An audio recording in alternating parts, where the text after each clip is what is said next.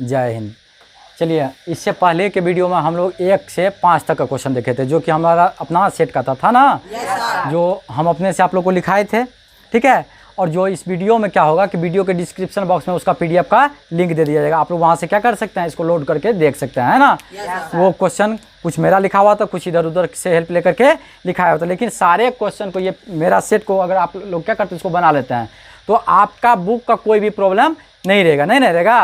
ये सर आप देख लीजिएगा, इसको कोई भी प्रॉब्लम उसमें नहीं रहेगा, ठीक है।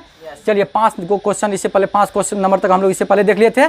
टोटल 14 नंबर तक देखना है। कितना नंबर तक देखना है? 14 नंबर तक, ठीक है। 6 नंबर से स्टार्ट करें। कहाँ से स्टार्ट करते हैं? 6 नंबर से स्टार्ट करते हैं। चलिए पढ़िए तो 6 नंबर क्वेश्चन। एक उत्तल दर्पण की फोकस दूरी निकाले जिसकी वक्रता त्रिज्या 36 सेंटीमीटर है। देखिए दर्पण कौन सा है? उत्तल दर्पण है। कौन सा दर्पण है? उत्तल दर्पण है ना। कौन सा दर्पण है? उत्तल दर्पण है ना। तो सबसे पहले देखिए, उत्तल दर्पण हो या फिर अवतल दर्पण हो, उत्तल दर्पण हो या फिर अवतल दर्पण हो, आप कोई भी दर्पण लीजिए, कोई भी दर्पण लीजिए। आपको पता है ना कि पेंट हमेशा किस साइड करते हैं? दाईं ओर करते हैं। किस साइड करते हैं? दाईं ओर करते हैं ना। करते हैं कि नहीं करते हैं? जब दाईं ओर करते हैं तो उत्तल दर्पण का ये हुआ ना, ये हुआ अवतल दर्पण। कौन सा दर्पण हुआ? अवतल। ये हुआ उत्तल हुआ ना। तो ये जब उत्तल हुआ, दोनों का ये P हुआ ना। अब देखिए कि एक उत्तल दर्पण है तो इसका फोकस दूरी तो इसी साइड होगा ना। तो और वक्रता त्रिज्या भी इसी साइड होगा। तो R का मान धनात्मक लेंगे। क्या लेंगे? धनात्मक लेंगे। R का मान क्या लेंगे? धनात्मक लेंगे। कोई दिक्कत नहीं ना। R का मान क्या लेंगे? धनात्मक। R बराबर हो गया 36 m प्लस 36 m लेंगे ना। और पूछ रहा है F निकालने के। क्या कर रहा है? F निकालने के लिए। तो देखिए F निकालने के लिए तो हम लोग क्या करेंगे कि हम लोग यहाँ पे देखेंगे, सबसे पहले 4 को फॉर्मूला हम लोग पहले से लिख के तैयार हैं, है ना। देखिए तो कौन सा फॉर्मूला यूज करेंगे? 1 नंबर का फॉर्मूला करेंगे। क्या है कि रिफ्लेक्शन ऑफ लाइट का पूरा चैप्टर में यही 4 पर क्या होगा, यही 4 फॉर्मूला सारा का सारा न्यूमेरिकल बनेगा ना। सारा का सारा न्यूमेरिकल क्या होगा? इसी से बनेगा ना। तो देखिए 1 नंबर का फॉर्मूला यूज करेंगे। लिख दीजिए। लिख दिए? R बराबर 2F। R बराबर 2F लिख दिया। R बराबर 2F लिख दिए ना। अब देखिए आगे बढ़ते हैं। सारा मान को यहाँ क्या कीजिए, जो दिया हुआ उसको पुट कर दीजिए। R का मान दिया हुआ 36 m, तो आप बराबर 2F। 2 और F के बीच में कौन सा चिन्ह? गुना का। 2 को उठा के उस साइड ले जाएंगे तो भागा। तो F बराबर क्या हो गया? 36/2। आपका मान हो गया 18 cm। कौन सा कितना हुआ? 18 cm। कोई दिक्कत? चलिए 7 नंबर के क्वेश्चन पे चलते हैं। कितने नंबर क्वेश्चन पे? 7 नंबर क्वेश्चन पढ़िए। यदि सूर्य प्रकाश किसी अवतल दर्पण के प्रधान अक्ष के समांतर आपतित हो रहा हो और प्रतिबिंब दर्पण के ध्रुव से 15 cm पर बन रहा हो, दर्पण की वक्रता त्रिज्या ज्ञात करें। देखिए सबसे पहले अवतल दर्पण कर रहा है। क्या कर रहा है? अवतल दर्पण। तो जो भी मान होगा, F का मान क्या होगा? ऋणात्मक होगा ना। F का मान क्या होगा? माइनस में लेंगे ना। तो सबसे पहले देखिए, आप जानते हैं इससे पहले वाले वीडियो में हम आप लोग को बताए थे फोकस दूरी का परिभाषा। किसका परिभाषा? फोकस दूरी। फोकस दूरी नहीं, फोकस बिंदु। कौन से? फोकस बिंदु। तो आप लोग को पता है ना कि प्रधान अक्ष के समांतर आपतित किरणें, प्रधान अक्ष के समांतर आपतित किरणें दर्पण से परावर्तन के पश्चात, किसके से परावर्तन के पश्चात? दर्पण से परावर्तन के पश्चात कहाँ पे जमा होता है? F पर जमा होता है। कहाँ पे जमा होता है? F पर जमा होता है ना। तो दर्पण से परावर्तन हुआ। क्या हुआ? दर्पण से परावर्तन के पश्चात। तो इसमें स्पष्ट है कि इसका मतलब फोकस पे जमा हो रहा है। कहाँ पे जमा हो रहा है? फोकस पे। F का मान दिया हुआ ना। F का मान कहाँ पे जमा हो रहा है? F पे। तो इसमें अवतल दर्पण कौन सा? अवतल दर्पण है ना। तो अवतल दर्पण का हो गया क्या कि मैं अवतल आपका मान कितना हो गया? -15 cm। कितना हो गया? -15 cm लेंगे ना माइनस में। और निकालना है कौन सी? वो दर्पण का वक्रता त्रिज्या। दर्पण का वक्रता त्रिज्या मतलब R का मान निकालना है। क्या निकालना है? R का मान निकालना है। निकाल दीजिए। अब बताइए कि F आपको दिया हुआ है, R का मान निकालना है। F दिया हुआ R का मान निकालना है। बताइए तो यहाँ पे कौन सा फॉर्मूला यूज करेंगे? 1 नंबर का। R बराबर 2F लिख दिए। फॉर्मूला लिख दिए। R बराबर 2F लिख दिए ना। अब जो भी दिया हुआ पुट कर दिए तो डायरेक्ट हो गया 2 गुना F का मान -15 ना, हो गया -30। लेकिन क्या हम लोग माइनस में लिखते हैं आंसर में? नहीं लिखते हैं। तो वक्रता त्रिज्या कितना हो गया? 30 cm हो गया। कितना हो गया? 30 cm हो गया। कोई दिक्कत नहीं ना। F बराबर हो गया कितना? इसके सारे हो गया ना। चलिए आगे बढ़ते हैं। लिख देंगे अतः वक्रता त्रिज्या बराबर 30 cm। चलिए नेक्स्ट क्वेश्चन कितना नंबर का है? 8 नंबर का। पढ़िए तो 8 नंबर क्वेश्चन। एक उत्तल दर्पण की फोकस दूरी 15 cm है। इस दर्पण के अक्ष पर दर्पण से 10 cm की दूरी पर एक वस्तु रखी है। प्रतिबिंब का स्थान एवं प्रकृति बताइए। देखिए सबसे पहले है कि उत्तल दर्पण है। कौन सा दर्पण है? उत्तल दर्पण है। मतलब ये वाला दर्पण है ना, ये वाला दर्पण है ना, इसका ऐप होगा यहाँ पे होगा ना, ऐप होगा यहाँ, इसका ऐप होगा यहाँ होगा ना। सी दोनों के लिए सेम ही ले लिए ना। ऐप देखिए तो ऐप क्या होगा? ध्रुव के दाईं ओर, ध्रुव के दाईं ओर, मतलब ऐप का मान धनात्मक लेंगे, ऐप का मान धनात्मक लेंगे ना। ऐप का मान क्या करेंगे? धनात्मक लेंगे। 15 cm प्लस में हो गया ना। और वस्तु तो परावर्तक सतह इस साइड है ना, वस्तु तो इसी साइड रखेंगे। वैसे भी हम लोग पहले से जानते हैं क्या कि वस्तु की दूरी हमेशा ऋणात्मक होती है, वस्तु की दूरी हमेशा ऋणात्मक होती है। मतलब u का मान कितना हो गया? -10 cm। u का मान कितना हो गया? -10 cm हुआ ना। तो देखिए एफ आपको आ गया, u आ गया, भी निकालना। क्या निकालना है? भी। आप प्रतिबिंब की प्रकृति तो तभी न बताएंगे जब भी का मान आएगा। मतलब प्रतिबिंब की दूरी निकालते हैं। क्या निकालते हैं? प्रतिबिंब की दूरी निकालते हैं, भी का निकालते हैं। तो आप जानते हैं ना कि इसमें देखिए यू एफ दिया हुआ है, यू दिया हुआ है और भी निकालना। कर आप प्रतिबिंब की दूरी निकालिए, प्रतिबिंब की प्रकृति बताइए। मतलब प्रतिबिंब की दूरी निकाल के देखते हैं। भी निकालना कौन सा फॉर्मूला यूज करेंगे? 2 नंबर का। ये 2 नंबर वाला फॉर्मूला यूज करेंगे ना। चलिए तो 2 नंबर वाला फॉर्मूला लिख दिए ना। देखिए 2 नंबर लिख दिए।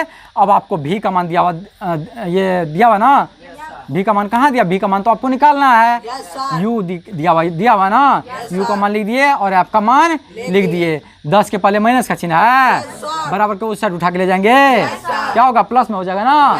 क्या होगा? प्लस में हो गया। 1/v बराबर 1/15 प्लस 1/10। 1/v बराबर क्या हो गया? भिन्न का जोड़ आता है ना, तो हो गया ना 15 दूना 30, 1 दूना 2, 10 तिया 30, 1 तिया 3, हो गया 3 2 5। 1/v बराबर 5/30, 5 छक्के 30 हो गया ना। कोना कौन गुना हो जाएगा।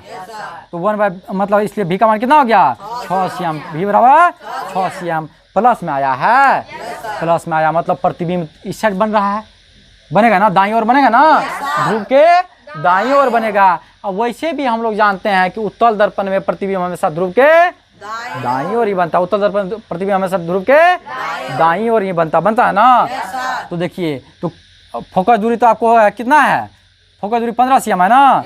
और ये प्रतिबिंब की दूरी कितना है? 6 cm है। मतलब कहाँ पे? P मतलब ध्रुव और फोकस बिंदु के बीच में बनेगा ना।